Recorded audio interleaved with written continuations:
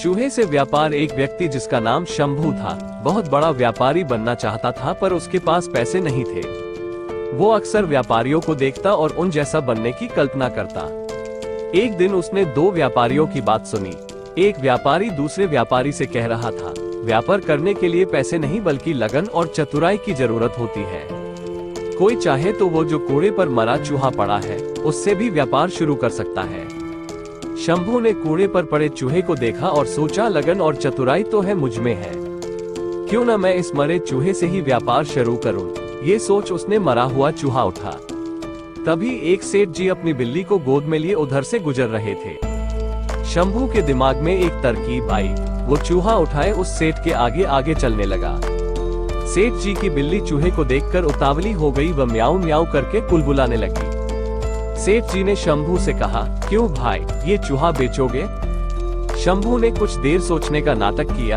अंत में वो तैयार हो गया। सेठ ने उसे एक सिक्का दिया। शंभू सिक्का लेकर आगे चला। इस एक सिक्के से क्या किया जाए? तभी उसे आगे एक प्याव नजर आई।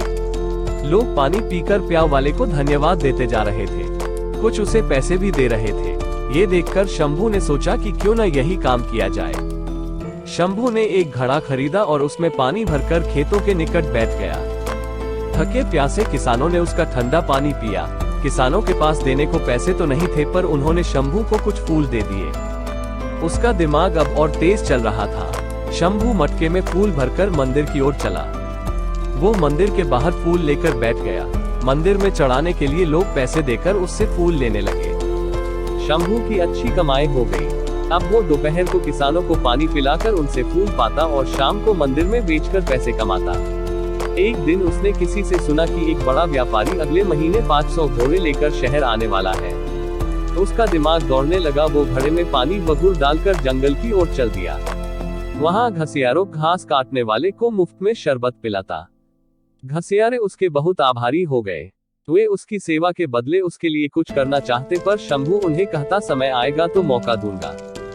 एक दिन वो समय भी आ गया जब घोड़े का व्यापारी अपने 500 घोड़े लेकर शहर आ गया। शंभू घसियारों के पास गया और अपनी सारी जमा पूंजी देकर बोला, आज जितनी घास आपने काटी है वो मुझे बेच दो। घसियारे तुरंत मान गए। चंदू ने सारी घास ले ली। इस कारण बाजार में कोई घास नहीं लाया। व्यापारी शहर पहुंचा तो उसे घोड़ों के लिए घास नहीं मिली। केवल एक जगह घास का अंबार लगाए शंभू मिला। उसके पास 500 गट्ठर थे।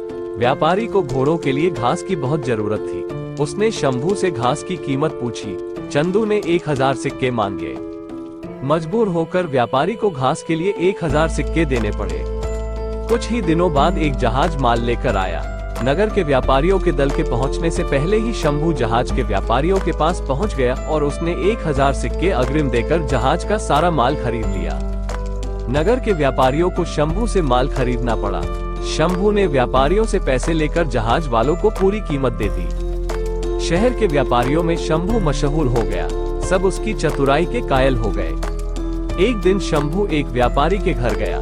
यह वही व्यापारी था जिसकी बात सुनकर शंभू ने मरे चूहे से अपना कारोबार शुरू किया था। शंभू ने एक सोने का चूहा उस व्यापारी के सामने रखा और बोला, आप मेरे गुरु हैं। ये सोने का चूहा गुरुदक्षिणा के रूप में स्वीकार कीजिए। शंभू ने मरे चूहे से लेकर अब तक की सारी कहानी उसे सुना दी। व्यापारी चकित रह गया और बोला, शंभू, तुम्हारे जैसे योग्य युवक को मैं खोना नहीं चाहता। मेरी विवाह योग्य सुंदर व सुशील बेटी है। तुमसे योग्य न मुझे उसके लिए नहीं मिल सकता। मुझे गुरु दक्षिणा के रूप में यही संबंध चाहिए। शंभू ने रिश्ता सहर्ष स्वीकार कर लिया। कहानी की शिक्षा, मेहनत, लगन और चतुराई से किसी भी कार्य में सफलता प्राप्त की जा सकती है। हमेशा प्रयास करते रहें, सफल होते रहें और आगे बढ़ते रहें।